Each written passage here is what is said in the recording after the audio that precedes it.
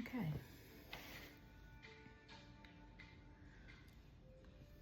This is new. But I feel like I'm always so quiet because by nature I am an observer, which I think lends itself to being a photographer and documenting the lives of others. But I don't think I've done as good of a job documenting myself. And so this is me doing that.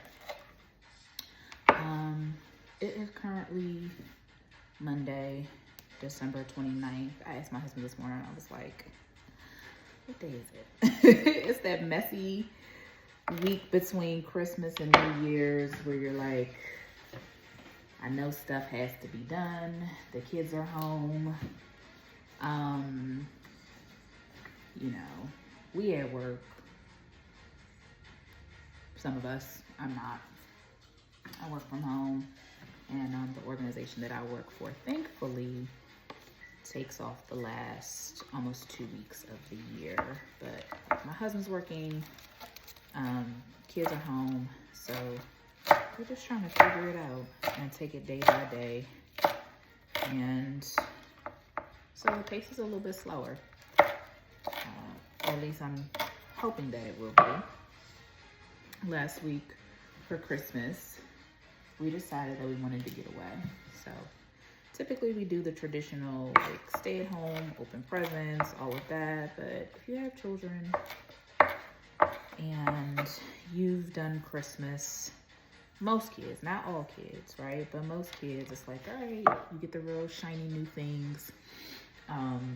You open them up. There's a big frenzy around that. And then they play with the things. Depending on what the things are, that dictates the length of time, and who your kids are, that dictates the length of time that they're going to actually continue to be interested in it. So I feel like that curve, that little bell curve, can go downward real quick, and I just didn't feel like doing it this year. You know, money is a little tight. 1, 2, like the kids have stuff, you know, they have toys and bikes and they're healthy, and you know, we're fortunately in a situation where we can pay for them to go to school. So, you know, they're well loved, they're well taken care of. I just wasn't feeling it this year. I wasn't feeling that type of Christmas. And honestly, I wasn't feeling like Christmas overall this year. Just with all of the things that are going on in the world. Politically, economically, it almost felt like forced fun. It's like, you supposed to do this. I'm like, I ain't supposed to do nothing. I don't want to do that. I just didn't want to show up in that way. That, and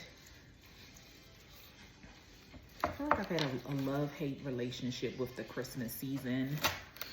You know, growing up, Christmas wasn't the best holiday for me.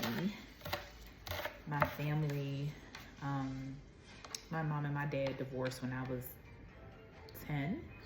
So, you know, it was just kind of me and my dad. And it's difficult when like you're the ones that are invited to the Christmas gathering or celebration, but it's not really for you or for your family. It kind of feels like you're inserting yourself into a ready-made situation. So in that way, I carry those memories about Christmas with me. And then there were just some Christmases where like he didn't have it. He was working 2 jobs, putting me through private high school, and just we didn't have it. So Christmas doesn't really carry the same meaning for me. The season doesn't carry the same meaning for me. That on top of like It's dark outside. I'm probably dealing with a little bit of seasonal affective disorder. Like, it's wintertime. I'm trying to be in the house. I just ain't got it. I feel like it's a natural time to hibernate and to be still and to reflect the rhythms of the natural world. At least in this part of the world, it's dark, it's cold, it's silent. It's a time when, like, there are creatures that are hibernating, and yet there's this rush and frenzy and busyness and activity that just seems like a really unnatural rhythm. So I kind of sat this one out, and we decided to go to the National Harbor, to the Gaylord. Well, my mother-in-law, every year, she hosts a sleepover for her grandchildren at the Gaylord, which they really like. If you've ever been to any of the Gaylord resorts, they have like this show called Ice, and it's basically like this big old room of ice sculptures, and it's typically themed. So I think one year we went, it was a Christmas story themed. Another year it was Peanuts, Charlie Brown Christmas. So it was really cool. And then they have a lot of activities down there, hot chocolate and arts and crafts and things like that. So very family friendly.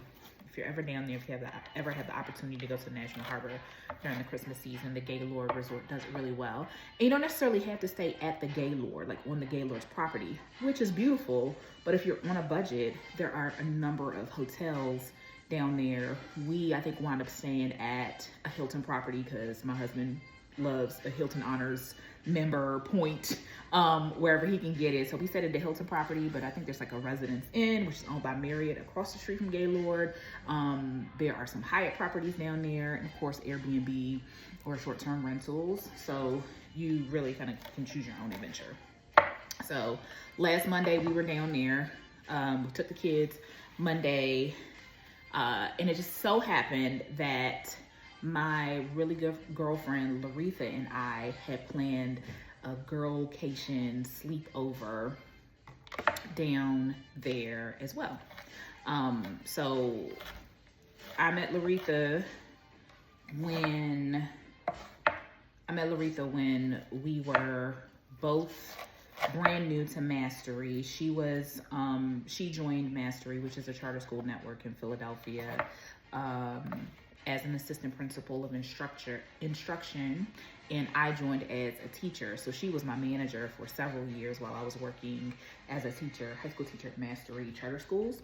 And she helped me get my job at Relay, and we just remained friends, remained really good friends. So she has known my daughter, Falashade, since the baby was in utero. And I remember one of the first home visits I got after I had Fola was Laretha with her daughter, Simi. I remember her like changing her on the couch. So the girls have remained really close since we left Delaware 3.5 years ago, which is really surprising. But they still like each other, and we do too. So we had such a really good time. So Monday night, stayed at the hotel with the girls. My mother-in-law had my other two kids with her grandkids. And we kind of kikied it up. The great thing about having girls who are tweens is that, one has her phone, Fola had her watch. So I didn't necessarily we didn't have to you don't have to plan as much for that particular age range because they're a little bit more independent. So we got some DoorDash for them, and then we headed to a restaurant that was on the corner where our hotel was, got dinner, and it was really amazing. I really value that friendship and always have, because like we got married 1 week apart from each other, so we've been married for the same amount of time. In fact, I was supposed to be the photographer at her wedding, but I couldn't because I was on my honeymoon with Ron. So yeah, I really really value that friendship. I mean, we talked about everything, about motherhood, being a wife, career, pivoting, which I think is the season that I feel myself going into 2026 is like, what does a good pivot look like? And she recently made a huge pivot from being the executive director of a charter school in Delaware to essentially like holding an appointed office with local government. And so she's able to bring her skill sets, her expertise, and her very unique lens as a school leader, a longtime school leader who's facilitated system level change to a space that is needed. So I'm so proud of her. She's like my big sister, like my sister for real. And I love her a lot. So we keep it up. Talked a lot about what love looks like. I think that was one of the things that came out of that conversation, or the conversations that we had. It's like what love looks like. And that's the thing that keeps coming up for me. I think we got on a conversation talking about, I'll tell you what happened. So the girls, when they arrived at the hotel, essentially had on the same thing, and it was not planned. And I'm getting to the space where like I'm stepping back a little bit from having so much control, or needing to have so much control over my children. And it's something that I'm working through. And a lot of it is driven by, fear. And so the girls had on like the same color Crocs, which I hate a Croc. Ooh, I hate a Croc so bad. I'm like, if y'all don't go put on some proper shoes, put on some proper shoes. I think Fola had a little like mismatched socks. Child, don't ask me where the socks be going. I think we have a gnome or a monster, something in our dryer, because I don't know where their socks go, right? So Fola had on, and then like these little high water pants. I'm like, I know I buy her clothes. I buy her clothes before I buy myself clothes. Where are the clothes going? Anyway, so I was right. But then I look at Cindy and she had on the same thing. And I was like, okay, so it's not me. It's not me. It's the kids. It's the kids. What are they wearing? So they had on the same, literally the same outfit, minus a different shirt. And I was in jest, I said, yo, like, the kids really don't be dressing these days. They don't care. I would say like they don't care as much as I think we cared. And maybe that's a certain subset of kid. Maybe that's geographical. It may not be your kid. So please, if it's not your kid, if it's not you, that's okay.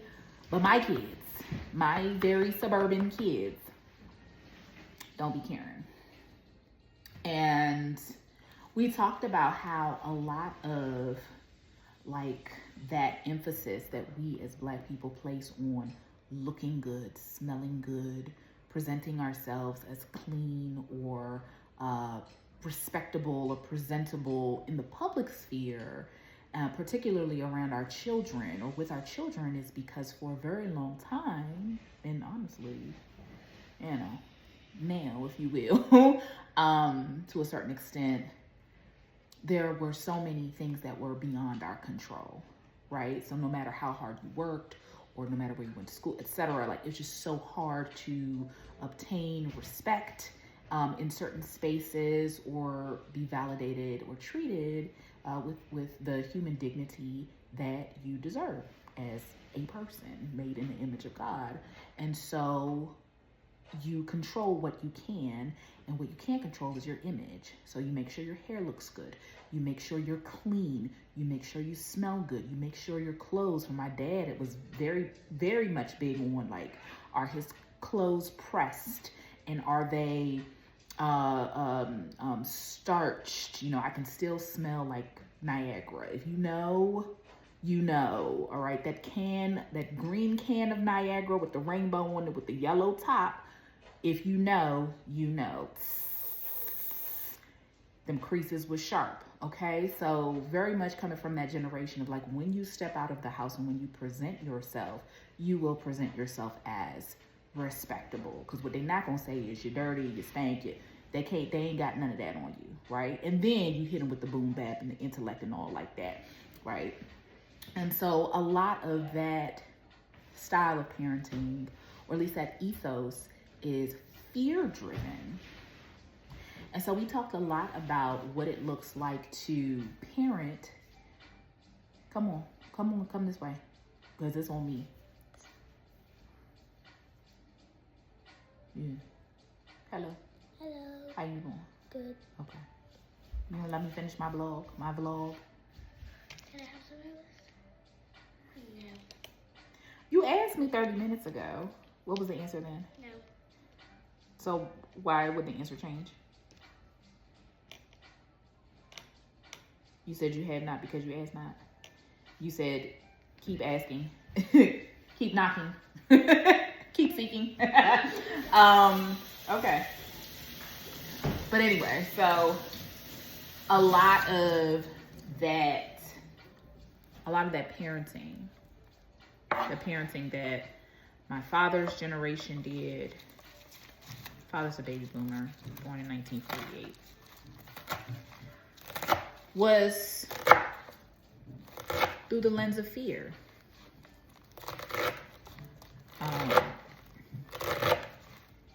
Fear that if you don't meet a certain standard or a certain measure, then you won't be accepted into certain spaces, or you'll fit a certain stereotype. Or your chances of economic mobility, freedom, socioeconomic upward mobility would be diminished. And you must be a respectable Negro, a respectable Black person, right? And so much of that fear is tied to, I want to say proximity to whiteness, but I wouldn't even say proximity to whiteness, just the fact that this is the society in which we live, and it kind of just is what it is. So you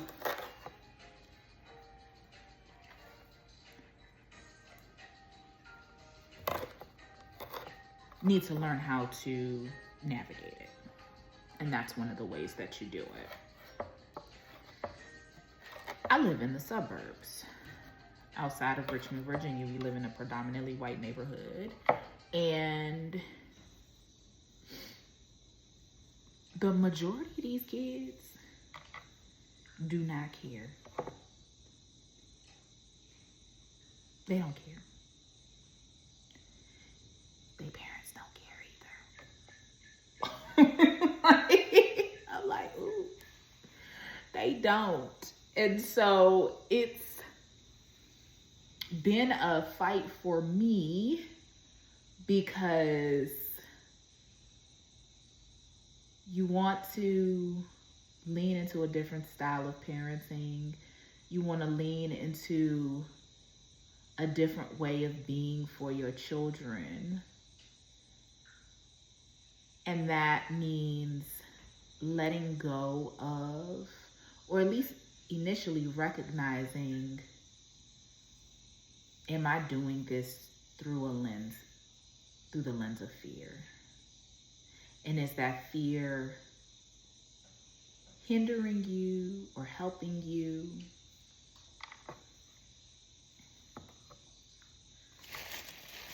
Oftentimes, it's not for you, it's for me, so that I can feel better, which is selfish.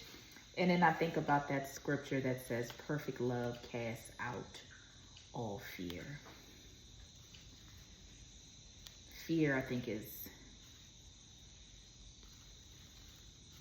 selfish, in that inherently there's a level of self-preservation. Like, there's fear that's actually good, right? It's like, hey, I don't want to get eaten by the bear, so let me run, right? It's innate, that fight or flight response to go the other way. Or if you got kids, to make sure that you running with your kids so that you don't get eaten by said bear. But what happens when that bear is this insidious and invisible system, and oppressive system of injustice and structural racism that is built into like every aspect and facet of society? What happens when it's that?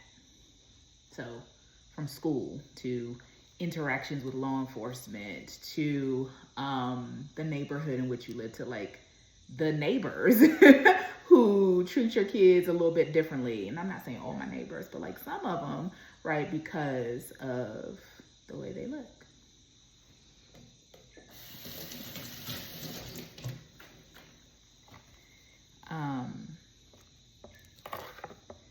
So anyway, I'm just thinking about what it looks like to be free from fear. What it looks like to love freely.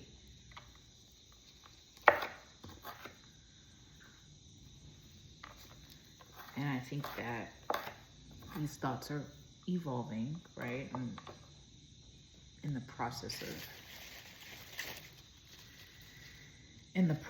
of processing them. Perfect love casts out all fear.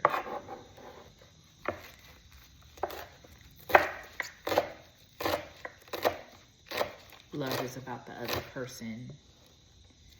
Fear in a lot of ways is about you and your thoughts about the person, about the relationship, about the outcome, or not even the outcome, but like what you think the outcome is going to be if you don't intervene. And so you must do something in order to manipulate the outcome. Fear breeds this incessant need for control, at least in my life. And nothing good ever comes of that. I'll take that back. I don't want to speak in absolutes. I'm trying not to speak in absolutes. I don't say nothing good ever comes from that. But there's always like a byproduct, right? Sometimes it's good, sometimes it's not so good. So anyway, your girl just trying to get free out here. Anyway, that was Monday. I went on a whole tangent on this existential topic of fear versus love. Tuesday through Friday, we spent as a family at the National Harbor. We had dinner at Fogo de Chao on Christmas Day, and it was just, I mean, the whole time away was just, it was everything we needed. My husband's not really a big gift person. He's very much so like, I'm going to buy what I want to buy So you can get something, but I appreciate like my family being taken care of. And he honestly loves seeing his family together. So Friday, as we were making our way back, before we made our way back down 95, we went to go see, well, Thursday we went to go see my uncle and my dad. I haven't seen my uncle in a really long time, since like 2019. Shame on me, poo-poo on me. My Uncle Lio, he is the oldest sibling, so there were 5 siblings. My uncle is the oldest, he's 80, and then my dad is a couple of years behind him. So they are the last 2 siblings from my paternal grandparents. 2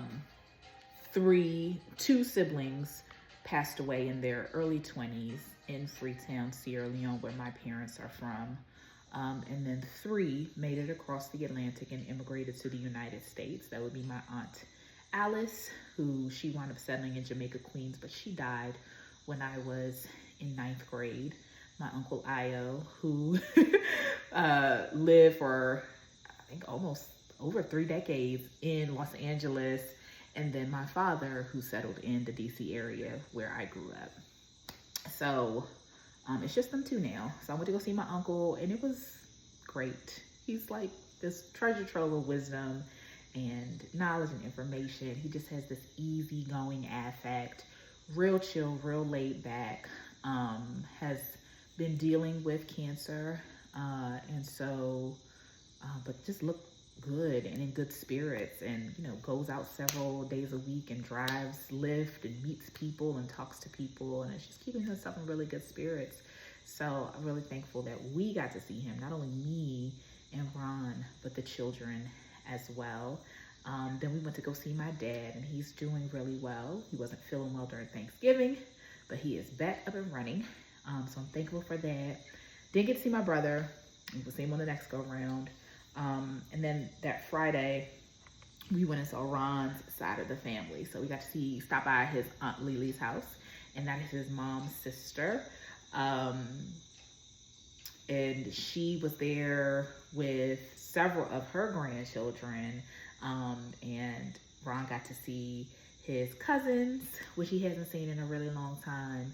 So Aunt Lily is a riot. She's hilarious, okay? When I tell you, I sat down at that table and she was just going on the stories.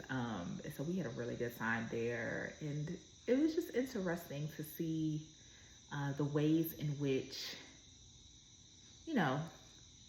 people during the holiday season are making their own traditions, making their own ways, but also keeping the memories of loved ones alive, grieving those who they lost, but also like grieving unmet expectations, or grieving a reality that they thought would come to fruition or just looks a lot different than what they expected. And so I felt a lot of that. I heard a lot of that. My husband talks a lot about his grandmother and what she meant to the family, and how when his grandmother, Euphemia Green, passed away in 2008, shortly after seeing the first Black man elected to the presidency, that, things it got different for his family. And that's one of the things that he, I think that there's a grief there too, because their family was so close. They, at one time, all lived together in Clay Terrace, which is a housing project in Northeast DC. And it was a whole bunch of them, adults and children living in the house. So his cousins were like his siblings. And now it's just not that way anymore. So I think one of the things that we are going to be more conscious of going forward is making sure that we remain connected with our family. But Aunt Lily in her house had two things that I found very interesting. So one, she has Euphemia's Bible, and I took some pictures of it when I was there. She has Euphemia's Bible, and then she has, we were just talking about like protection and all that. And so she has a club, a billy club that Euphemia had. And apparently Euphemia was like whacking little kids with it. And in a moment I was, it was funny, but then I think it goes back to, like, I would never whack my children with a billy club, right? I would never allow somebody to whack my children with a billy club. But again, different generation, different time period, and this idea of like how fear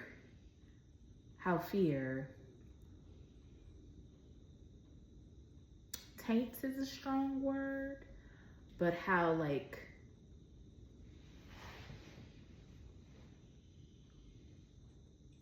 I don't know if many of the people who we call ancestors or the generations prior to us had the privilege to choose to parent without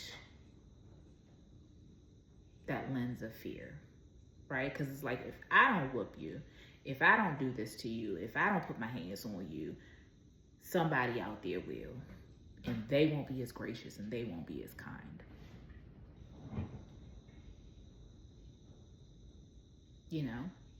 Like, she is a product of the Great Migration. I think she born in Alabama.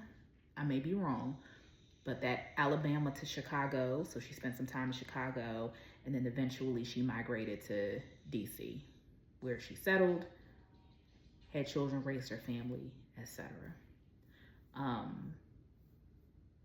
So she is,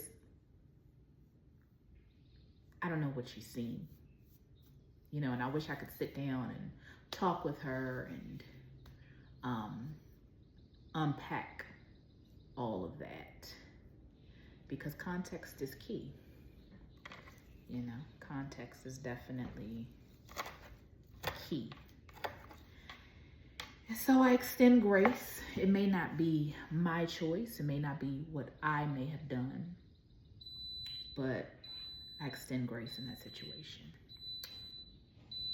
Quick pause. So I'm cooking. I've been chopping vegetables. I ain't even say what I was chopping. I'm gonna make some potato leaves. I am in a mood. And so I want to make some food that reminds me of home, that fills my stomach and fills my children's stomach. So I'm making potato leaves, which is a popular West African dish, primarily found in Sierra Leone. I know Liberians also cook potato leaves. They maybe called potato greens. Maybe also Gambia as well. I haven't seen it as much come up in like Ghanaian or Nigerian culture, but most West African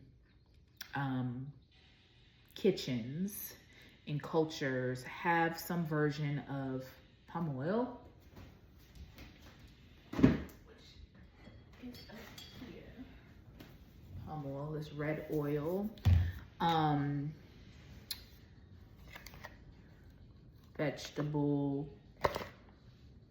Chopped vegetables. I have some onions here, some multicolored bell peppers. I'm gonna add some tomatoes as well. I have my creatures. So I put some turkey legs, smoked turkey legs, some cow foot, as well as goat meat, which is what just went off in the Instapot. Shout out to all the creators online, all the immigrant creators and like first, second gen creators from all different cultures who are like, girl, use your Instapot because Crockpot ain't got nothing on her to soften those meats really quickly. And then in the soup or stews, usually there's some sort of green leaf. So I am using what's called potato leaves. These are the leaves or you may have seen it was like cuttings from the sweet potatoes that you can like plant and propagate to make sweet potatoes. But these are the greens from there. So I get them from locally. There's no African store that I really like. They're either overpriced or their stuff isn't as fresh, which I would prefer to shop for African food at the African store. But here, where I am in Midlothian, there is, it's like an Asian, I think it's an Asian mart where they sell a lot of international food. So everything from Indian food to Southeast Asian. They have a big Latino food section, and then they have a variety of meats that you won't typically find in your local grocery store. So think cow foot, think different parts of the cow that aren't traditionally eaten by Americans. The cow tongue, tripe, the lining of the cow's stomach, gizzards, things like that. So I go there for goat meat, which is just finished. I go there for, release that pressure. I go there for goat meat, cow foot, and then these potato leaves. I'm looking forward to cooking. So anyway, that's that. That's what we've been up to. I ain't got nothing else for you in 36 minutes. I said I would get on here. I'll probably show you what the food looks like afterwards so that you can get a look at it. But I'm about to get cooking now.